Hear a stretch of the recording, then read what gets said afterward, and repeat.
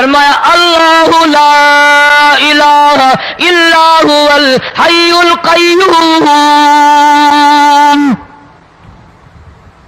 मैं हमेशा से हूं, हमेशा रहूंगा, तुम मुझसे भाग नहीं सकते, तुम कितने बड़े ताकतवर होकर मेरी खुदाई से बाहर नहीं जा सकते। فَإِذَا انشَقَّتِ السَّمَاءُ فَكَانَتْ وَرْدَةً كَالدِّهَانِ،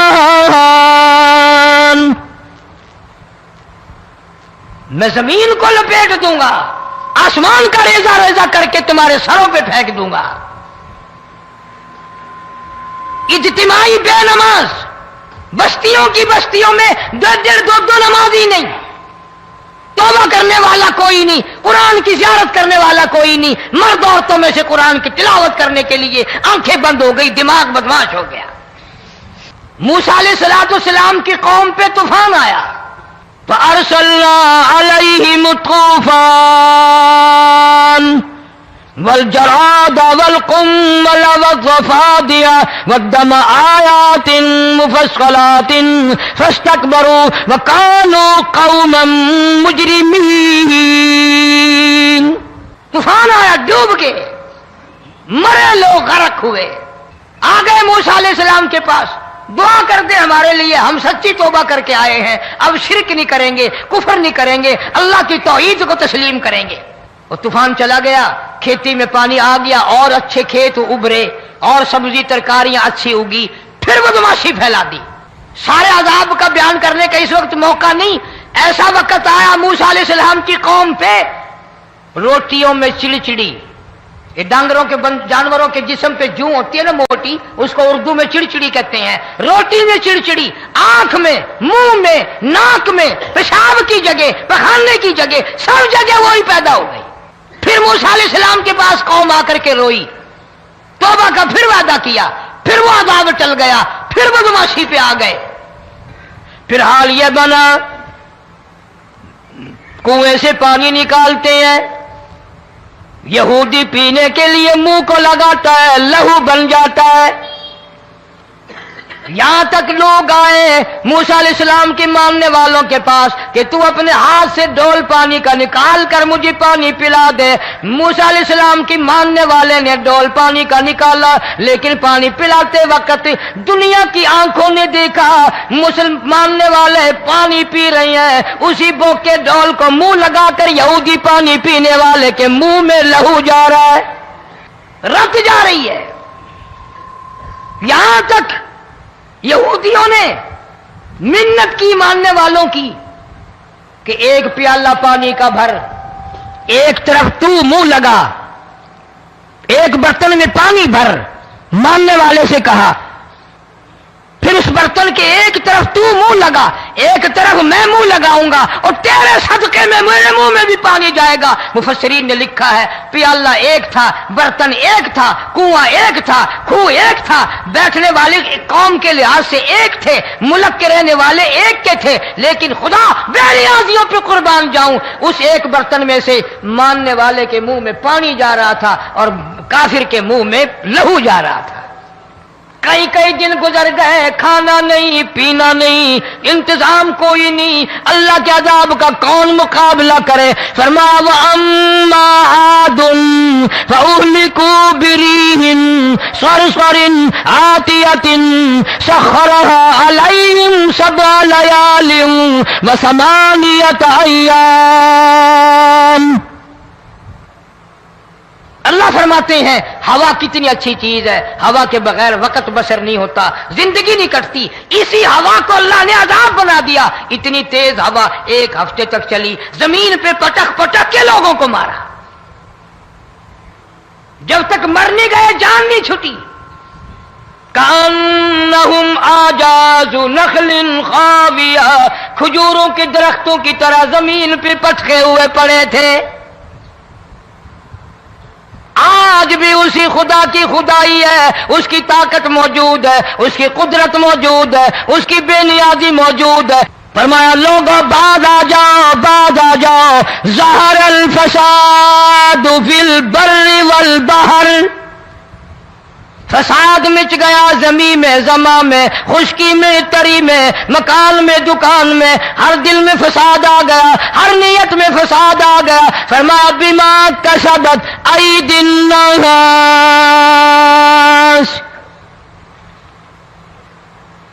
حضرت علی رضی اللہ تعالی عنہ سے کسی نے پوچھا یہ عذاب کیوں آتے ہیں، یہ زلزلے کیوں آتے ہیں، یہ بارش کے پانی کے طوفان کیوں آتے ہیں، یہ اندھیریاں کیوں آتی ہیں؟ حضرت علی نے صاف فرما دیا، قرآن پڑھا، فرمایا وما اصابکم من مصیبت فبما کسبت ایدیکم ویعفو عن کثیر۔ کوئی عذاب نہیں آتا جب تک اپنے ہاتھوں کی کرتوت نہ ہو۔ کیوں؟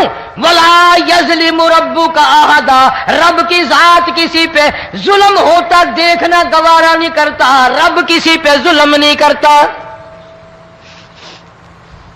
یہ تو اسی لوگ ہیں، پتہ نہیں جی میرے کو کیڑا گناہ ہو گیا، پتہ نہیں کرتا کیا ہے رات دن سوائے گناہوں کے، اللہ کے قہر کو دعوت دینے کے، خدا کے غضب کو بلانے کے سوا، اور ہم کرتے کیا ہے؟ صبح اٹھ کر گانا بجانا، سوتے وقت چاروں طرف گانا بجانا، سفر میں گانا بجانا، قبر میں میت اتر رہی ہے تو گانے بجانے کی آواز آ رہی ہے۔ فرمایا بما کسبت ایدی الناس لیذیقہم بعض الذی عملوا لعلہم یرجعون۔ اللہ فرماتے ہیں میں پھر عذاب کا مزہ چکھایا کرتا ہوں، عذاب کا ذائقہ چکھایا کرتا ہوں، اور ایسا چکھاتا ہوں تاکہ وہ ہمیشہ کے لیے یادگار رکھے۔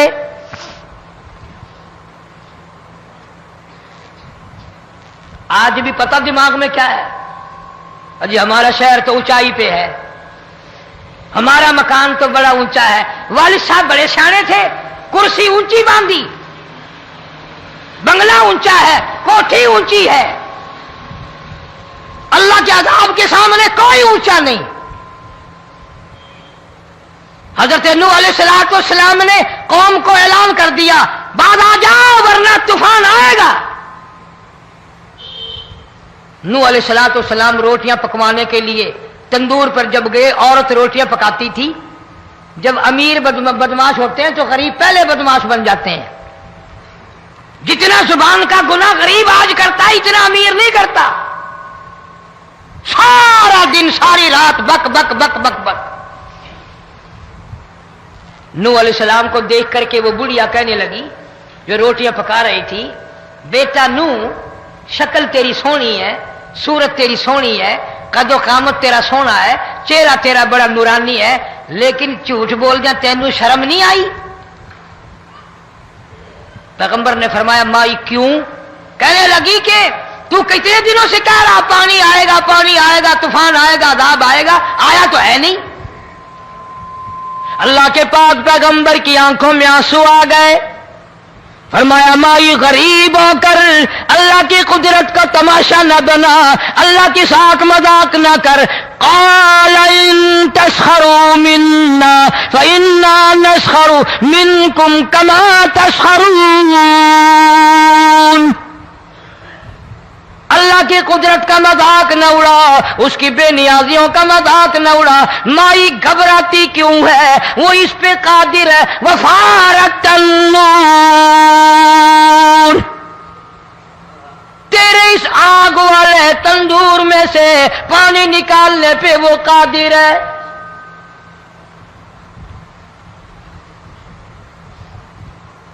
فما فاتخذتموہم سخریا حتی انسوکم ذکری وکنتم تضحکون۔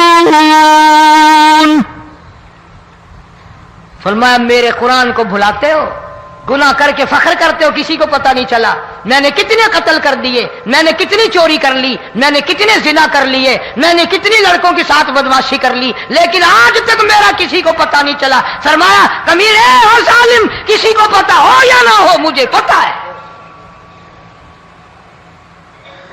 مجھے علم ہے ساری تیری کرتوتوں کا۔ فرمایا ایسی سزا دوں گا تم غرق ہو رہے ہو گے، دنیا تمہارا ڈوبنے کا تماشا دیکھے گی. وہی حال بنا ہوا ہے.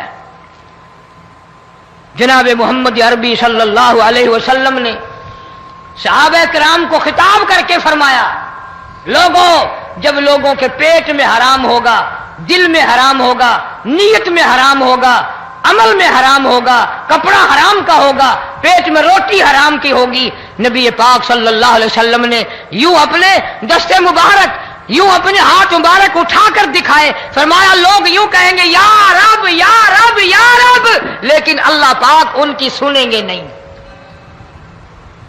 کسی دعا کو قبول نہیں کیا جائے گا، چیخ چیخ کر مر جائیں گے، اللہ کا عرش حرکت میں نہیں آئے گا.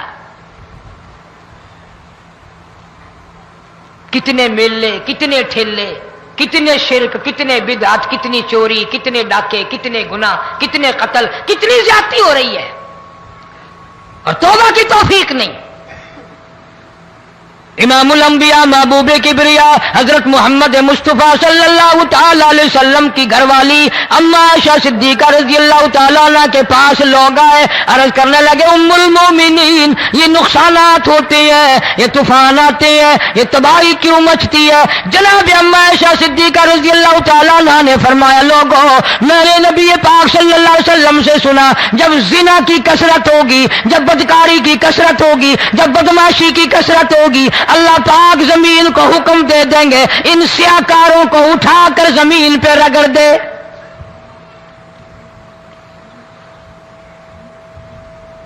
ورنہ دنیا میں ایسے لوگ بھی آئے. جناب فاروق اعظم رضی اللہ تعالیٰ عنہ کے پاس لوگ آئے، آتش فشاں پہاڑ سے لاوا نکلا ہے، آگ نکلی ہے اور بستیوں کی بستیاں جلا رہی ہے اور چل رہی ہے، آگ نے بڑا نقصان کر دیا. فاروق اعظم رضی اللہ تعالیٰ عنہ نے پھونک نہیں ماری، دعا نہیں مانگی، کوئی اور حرکت نہیں کی، کوئی اور حکم نہیں دیا. اللہ والے نے، پیغمبر کے سسر نے، فاروق اعظم جیسے جوان نے اپنی اوڑھی ہوئی چادر اتار کے دے دی، فرمایا جلدی جاؤ، آگ کے سامنے جا کر میری یہ چادر پھیلا دو اور آواز لگا دو، اے دوڑنے والی آگ، جلانے والی اڑانے والی آگ، یہ تیرے سامنے جو ہم چادر کر رہے ہیں یہ فاروق اعظم رضی اللہ تعالیٰ عنہ کی چادر ہے. تاریخ شاہد ہے، صرف بجھ نہیں گئی، بسم نہیں گئی، واپس ہو کر پہاڑ میں داخل ہو گئی. آج جو قوم فاروق جیسے جرنیلوں کو گالیاں بکے، ان کے وہ کیسے پانی کے طوفان کو روکے؟ اس کو تو لوگ گناہ ہی نہیں سمجھتے. قیامت کے دن بہت بڑا گناہ بن کر یہ سامنے آئے گا. جس نے نبی کے یاروں کا، نبی کے جانثاروں کا گلہ کیا ہوگا، شکوہ کیا ہوگا، میں تمہیں قسم اٹھا دیتا ہوں، اشتام کر دیتا ہوں، کالی کملی والا مٹھے نہیں لگائے گا.